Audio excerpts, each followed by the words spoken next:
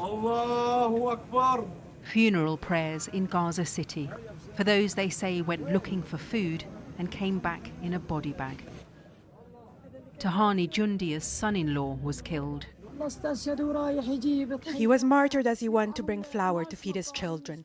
His children were crying, so he went to bring some food for them. What else could he do? As starvation deepens, 100 charities today signed a statement calling on Israel to stop what they say is the weaponization of aid. Israel blocked supplies from entering Gaza for 2 months. Deliveries have started again, but aid agencies say it's simply not enough to feed a hungry and desperate population. But Israel is pushing back against the growing global condemnation.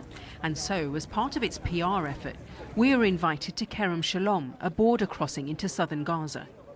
This is part of the Israeli government's attempts to answer its critics about aid delivery in Gaza. So we're being invited to film some of the trucks and some of the pallets, and then we should get a chance to put some questions to the Deputy Foreign Minister. 1, 2, 3. Also invited to pose for photos, representatives from international embassies.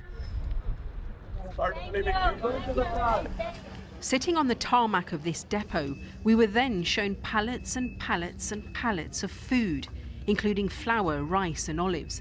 And we were told it's the UN's fault that it's not being distributed within Gaza. Here's the reality. Tons upon tons of humanitarian aid have been allowed into Gaza through the Kerem Shalom crossing every day.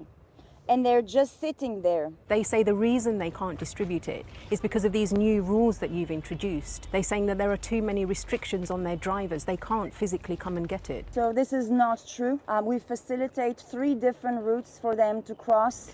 You talked about all the aid that's getting through, but do you accept that it's just not enough, that people are starving and dying of malnutrition in Gaza? Absolutely not. You don't accept that? Well, look.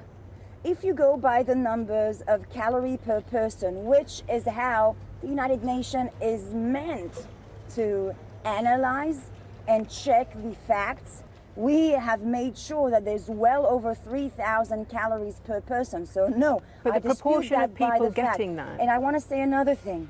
The United Nations numbers are false. But it's not just the United Nations. There are many humanitarian aid organizations who have many years' experience inside Gaza, and they say people are starving. With the images that are coming out of Gaza, and you've reported many of those latest funeral images. Does anyone look starving there? I saw very well-fed people. We aren't allowed to film our own images, of course, because Israel hasn't allowed foreign reporters to operate freely in Gaza since the war began. The closest we got today, a glimpse over the depot wall. Can we just ask you why you won't let us into Gaza to see for ourselves? If I would be a reporter, I would check my facts. The facts that I'm getting, I would at least check them with some authorities. I have to say, you see Gaza.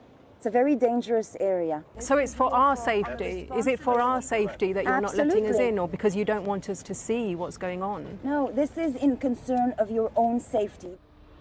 The UN and humanitarian groups strongly dispute claims that they are blocking the distribution of aid and that the images of starvation are fake.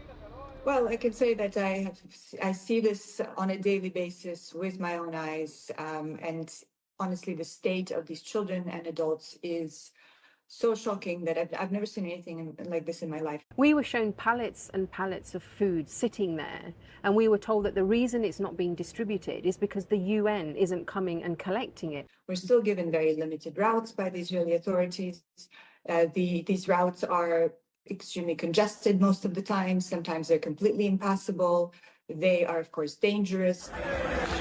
Israel's preferred method of aid distribution through the Gaza Humanitarian Foundation has been condemned as chaotic and deadly. They told us today more sites will be opened within the next 2 weeks.